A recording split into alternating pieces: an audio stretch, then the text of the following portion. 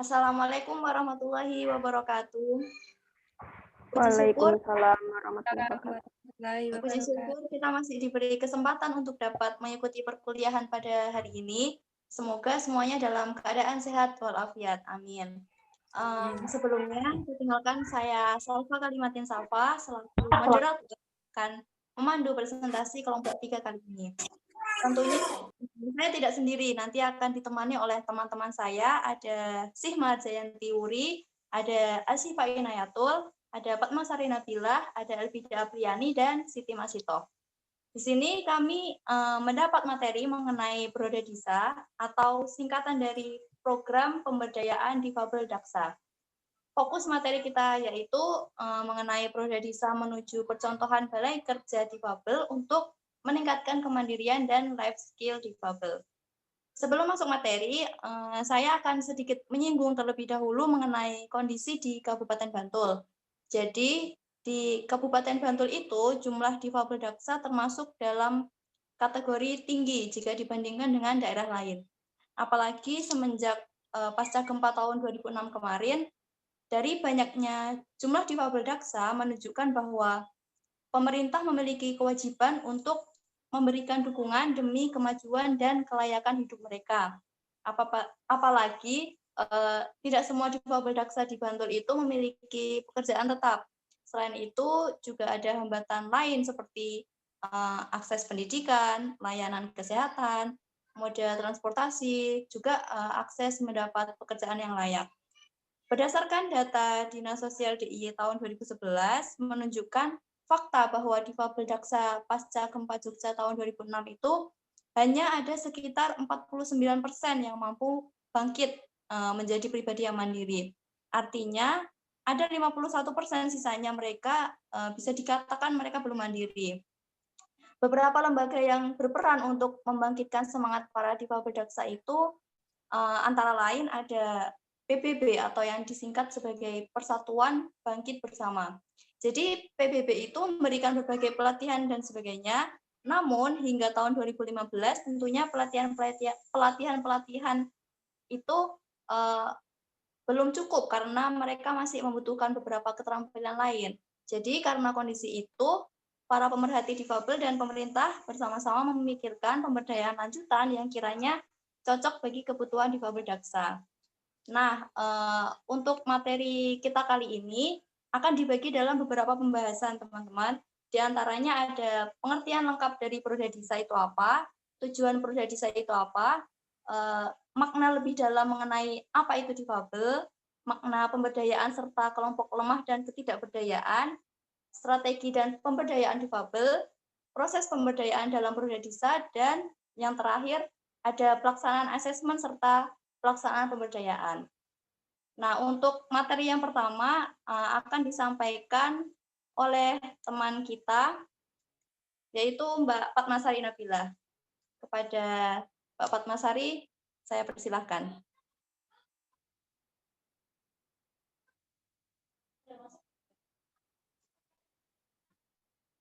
Sudah.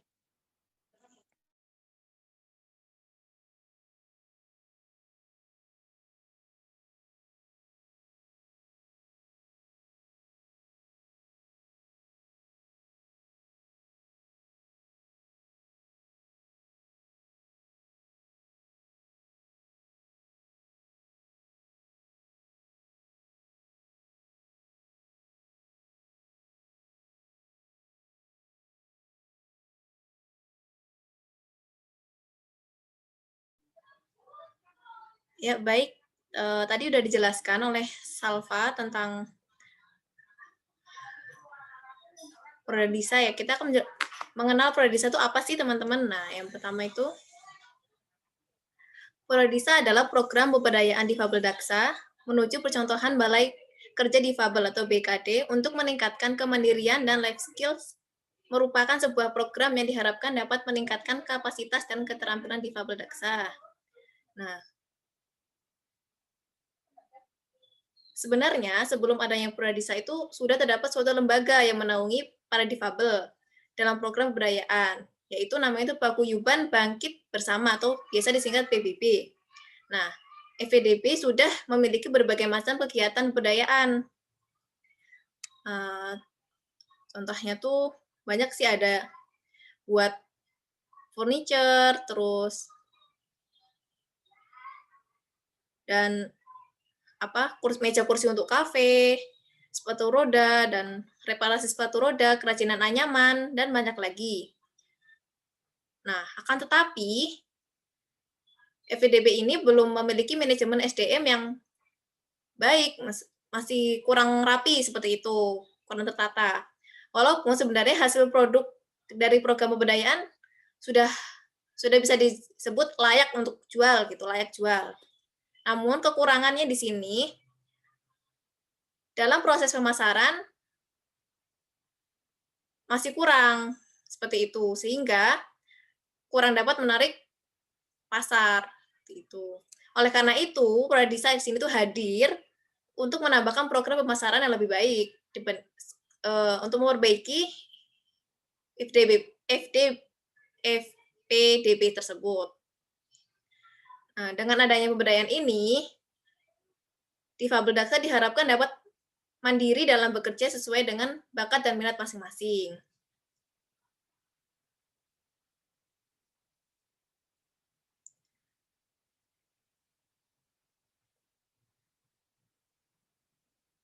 Kemudian yang berikutnya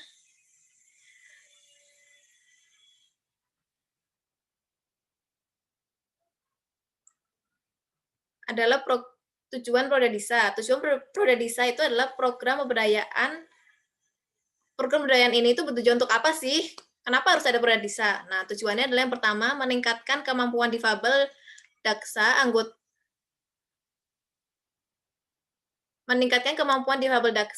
PBB dalam hal manajemen SDM. Yang kedua, membentuk masyarakat difabel yang mandiri dalam berwirausaha. Kemudian, yang ketiga adalah memberikan pelatihan teknologi informasi kepada anggota PBB dalam mendukung usahanya. Jadi nggak cuma kita mengadakan pelatihan-pelatihan pembuatan baju atau pembuatan kerajinan, akan tapi kita juga akan melatih teknologi informasi kepada anggota PBB agar bisa memasarkan hasil pelatihannya tersebut. Kemudian yang keempat adalah memberikan pelatihan menjahit dan produksi produk jahit yang marketable. Jadi nggak cuma asal buat-buat aja seperti itu, akan tapi produk yang dihasilkan itu dapat bernilai jual seperti itu.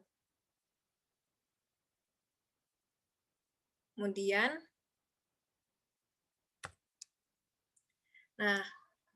difabel sendiri apa sih? Nah, makna difabel sendiri, kata difabel merupakan kepanjangan dari different abilities atau perbedaan kemampuan. Kata ini juga dianggap term baru yang digagas untuk menggantikan istilah penyandang cacat.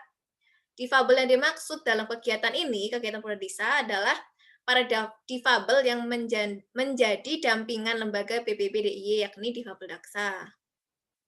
Itu.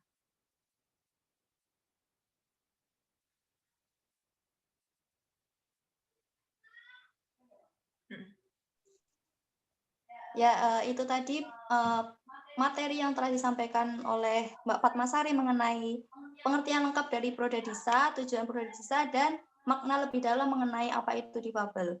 Selanjutnya, kami akan masuk ke materi mengenai pemberdayaan masyarakat yang akan disampaikan oleh Mbak Sih Maharjayanti Wuri. Kepadanya saya persilahkan.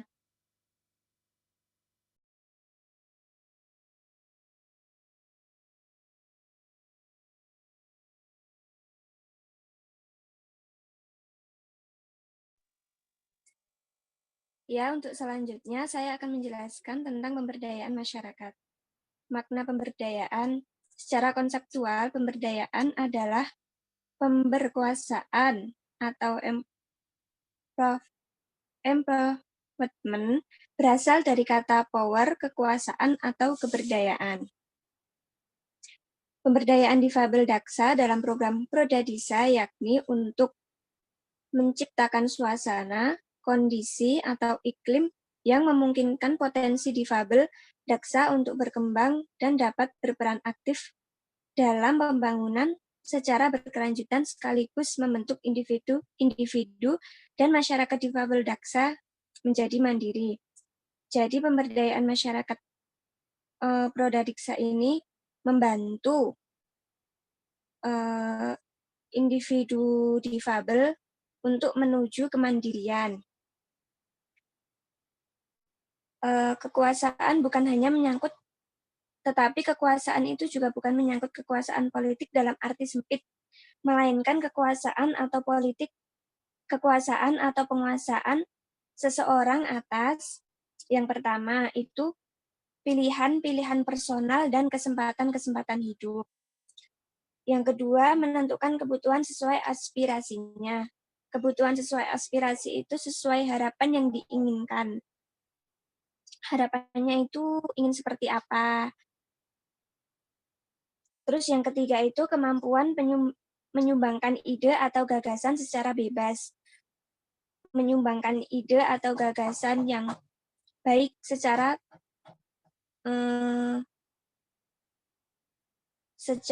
tanpa tekanan ya, yang pasti itu. Yang keempat itu kemampuan menjangkau lembaga kesehatan, pendidikan, dan kesejahteraan sosial. Menjangkau atau mengawasi lembaga kesehatan. Next.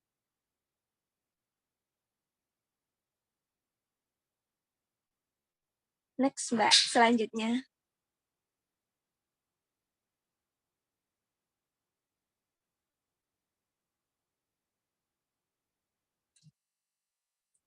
Nah, untuk yang kedua, kelompok lemah dan keberdayaan. Manusia hidup di suatu tempat dengan berbagai permasalahan yang membutuhkan penyelesaian secara cepat dan tepat. Pemberdayaan adalah sentral bagi suatu strategi keadilan sosial dan HAM.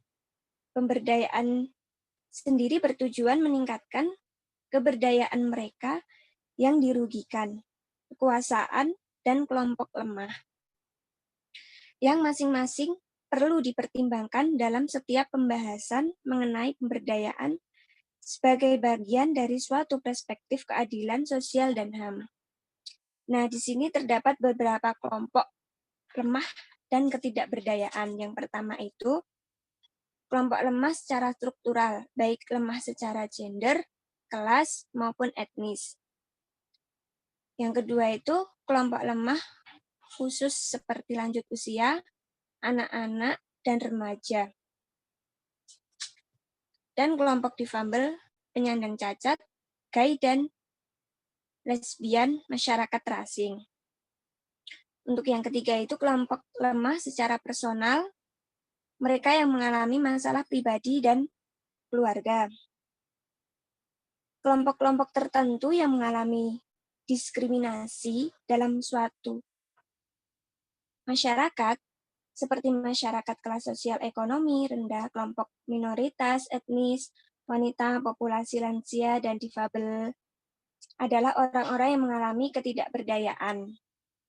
Jadi mereka mempunyai kekurangan ya, kalau bisa dibilang itu kekurangan berbeda dari yang lainnya. Next, selanjutnya. Nah, untuk strategi pemberdayaan difabel, strategi dalam memberdayakan kaum difabel merupakan upaya yang dilakukan secara terus-menerus untuk mencapai tujuan bersama, yakni membuat difabel berdaya. Di sini strategi menurut Kartasasmita dalam Muslim, di antaranya yaitu pemihakan terhadap kaum difabel, yakni upaya pemberdayaan ini harus tertarget, berarti harus mencapai target ini. Kaum difabelnya itu harus mempunyai target, dia harus bagaimana, dia harus seperti apa. Yang kedua itu program ini harus dilaksanakan langsung dengan mengikut sertakan masyarakat yang menjadi dampingan. Jadi di sini dampingan itu harus ikut serta dalam pemberdayaan itu. Yang ketiga, penggunaan pendekatan kelompok karena secara sendiri-sendiri masyarakat miskin sulit dapat memecahkan masalah yang dihadapi. Jadi dengan pendekatan ini, kelompok itu harus bisa menghadapi permasalahan mereka. Next.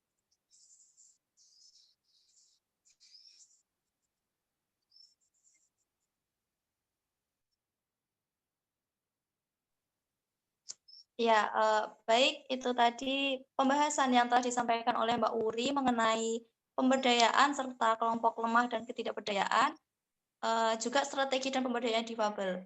Lalu selanjutnya masuk ke materi tentang proses pemberdayaan dalam Prodadisa yang akan disampaikan oleh Mbak Siva. Pada Mbak Siva saya persilahkan. Selanjutnya di sini saya menyampaikan tentang proses pemberdayaan dalam Prodadisa.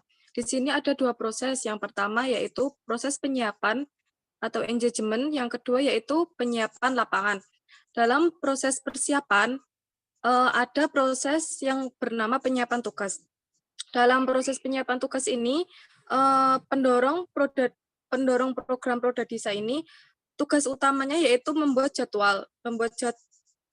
Selain membuat jadwal, tugas lainnya yaitu membuat modul pelatihan soft skill, pelatihan toko online, pelatihan menjahit, dan membuat modul untuk narasumber. Yang ketiga yaitu mempunyai tugas untuk menghubungi narasumber dengan pembagian tugas masing-masing menghubungi satu pembicara. Yang B, penyiapan lapangan. Nomor 1, studi kelayakan daerah sasaran. Di sini penggerak program Prodadisa melakukan studi melihat lapangan apakah daerah tersebut layak untuk mengadakan atau layak untuk diadakan program Prodadisa tersebut. Terus yang kedua yaitu mengurus perizinan.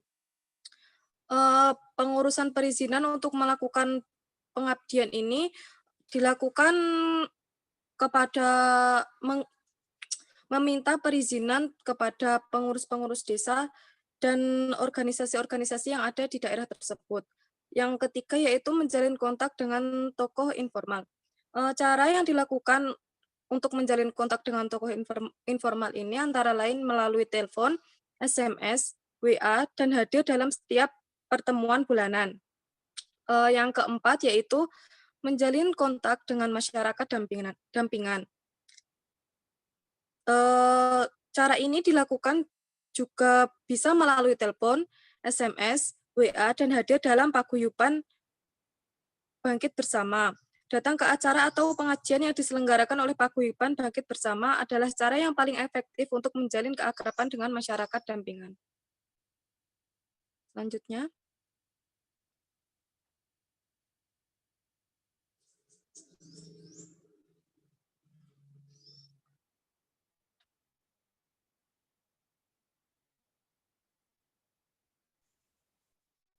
Ya, itu tadi materi yang telah disampaikan oleh Mbak Siva mengenai pelaksanaan proses pemberdayaan dalam Prodadisa. Lalu selanjutnya materi yang terakhir akan disampaikan oleh Mbak Elvida. Monggo saya persilahkan.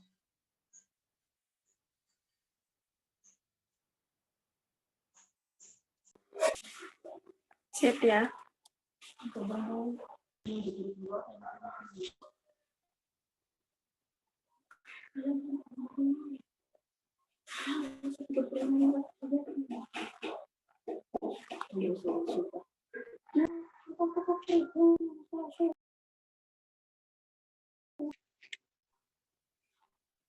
Yang selanjutnya tentang pelaksanaan pemberdayaan.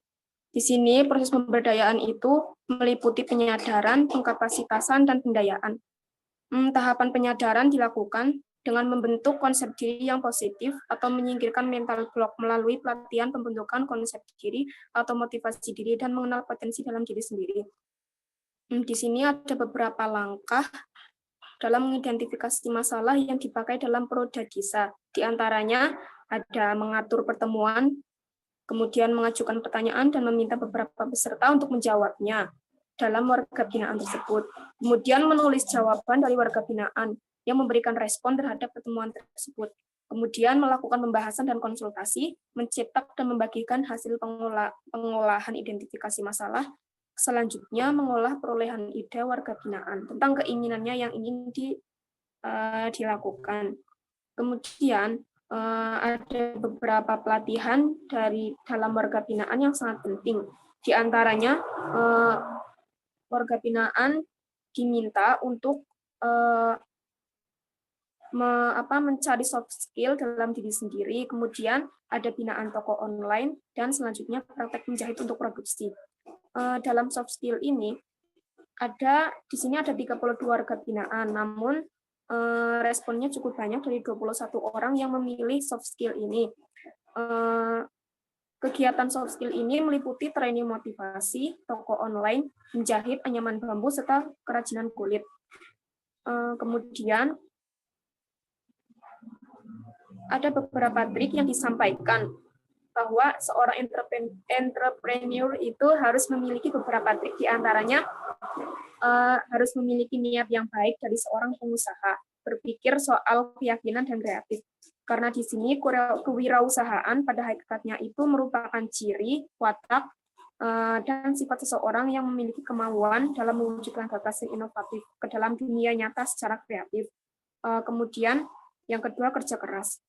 Di sini disampaikan bahwa salah satu akhlak terpuji atau akhlakul mahmudah yaitu sikap kerja keras, tekun, ulet, dan teliti. Karena Islam sudah mengajarkan untuk seperti itu kepada para umatnya. Kemudian memanfaatkan apa yang dimiliki. Di sini seorang calon entrepreneur itu harus memanfaatkan kelebihan-kelebihan yang dimiliki dan potensi-potensi yang dimiliki. Kemudian di sini seorang calon entrepreneur itu harus mampu mencari dan menggali apa sih potensi yang dimiliki oleh dirinya. Kemudian yang keempat itu ada bisnis online.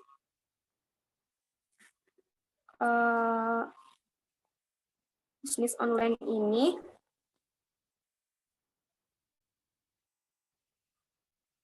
dalam bisnis online ini seorang fasilitator melakukan follow up dan pelatihan. Karena di bisnis online tidak hanya memberikan ilmu di depan saja, tapi juga untuk membantu follow up kegiatan yang akan dilakukan selanjutnya. Kemudian di sini ada pelatihan untuk membuat toko online. Di sini toko online itu bisa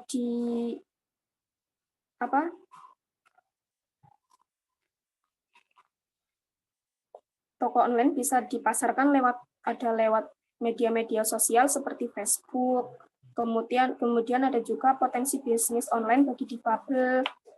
Kemudian ada berbagai macam produk digital yang bisa dijual. Kemudian ada tool pendukung penjualan seperti dari chatting tool, BBM, WhatsApp, Facebook Chat, telepon, SMS, atau berbicara langsung. Adapun pembayarannya bisa lewat nomor rekening, PayPal, atau offline jika perlu. Kemudian ada beberapa layanan prima bagi seorang penjual yang telah dikatakan menerapkan layanan tersebut. Ada beberapa pelanggan berarti di sini ada beberapa layanan prima, ada 4 layanan, yaitu di sini yang pertama pelanggan memutuskan untuk langsung membeli produk atau jasa yang ditawarkan, kemudian menciptakan kepercayaan, kemudian pelanggan harus tetap setia, ya nggak harus juga sih, tapi diusahakan setia dalam berlangganan produk tersebut. Kemudian terhindar dari tuntutan-tuntutan dari pelanggan atau tidak adanya komplain. Kemudian pelatihan menjahit. Peminatnya cukup sedikit, karena dari 32 peserta warga binaan, hanya ada 9 orang yang minat dengan pelatihan menjahit ini. Kemudian sebelum praktek, ada beberapa engagement dan asesmen yang berguna untuk menumbuhkan inisiatif masyarakat, kemudian menumbuhkan kesadaran keswadayaan masyarakat dampingan, kemudian tumbuhnya kontrol warga binaan Prodadisa terhadap proses perubahan yang akan berjalan. Kemudian di sini pelatihan menjahit itu dimulai dari warga binaan yang sudah bisa menjahit dan dari warga binaan yang sama sekali belum bisa menjahit. Jadi proses dari nol menjahit itu, tidak hanya dari warga binaan yang sudah bisa menjahit.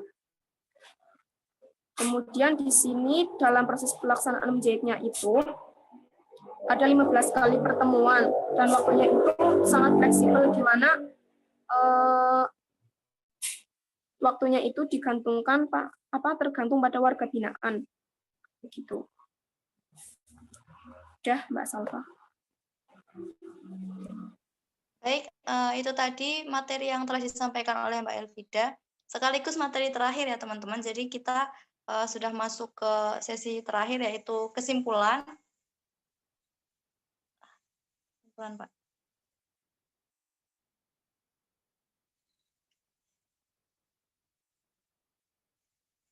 Jadi untuk kesimpulan pada materi kita hari ini, pemberdayaan difabel dilakukan dengan proses penyadaran dan pengkapasitaan, yaitu yang pertama ada proses penyadaran, engagement, membangun restu atau melamar hati masyarakat dampingan. Untuk yang poin pertama ini, proses ini sangat penting, mengingat perkenalan-perkenalan di awal itu akan membawa pengaruh pada kondisi psikologis yang nyaman ketika berinteraksi satu sama lain. Yang kedua ada proses asesmen, penyadaran potensi, masalah dan kebutuhan yang dimiliki difabel mandiri. Yang poin kedua ini juga dinilai sangat penting, di mana para difabel daksa lebih bisa mandiri tanpa harus tergantung pada lingkungannya. Jadi berdasarkan yang telah dijelaskan tadi juga oleh teman-teman kelompok 3, untuk kebutuhan pelatihannya itu yaitu ada soft skill, ada toko online, dan menjahit. Lalu yang terakhir ada proses pemberdayaan atau pengkapasitasan atau pemberian daya. Sekaligus pelatihan soft skill dan pendampingan strategi juga praktek langsung. Nah, dengan usaha yang dilakukan oleh para difabel daksa, itu bisa meningkatkan kemandirian ekonomi salah satunya. Jadi untuk kemampuan psikologis pun difabel dapat menumbuhkan semangat baru bagi difabel untuk tetap eksis dan survive dengan keadaan mereka sebagai difabel. Juga bisa mengangkat moral maupun kemampuan sosial difabel itu sendiri. Jadi mungkin cukup sekian materi dari kelompok 3. Mohon maaf jika ada kekurangan materi. Juga kalau ada yang masih belum paham nanti bisa ditanyakan setelah presentasi kali ini. Kami dari kelompok 3 pamit undur diri. Terima kasih untuk perhatiannya. Saya tutup. Wassalamualaikum warahmatullahi wabarakatuh. Waalaikumsalam warahmatullahi wabarakatuh.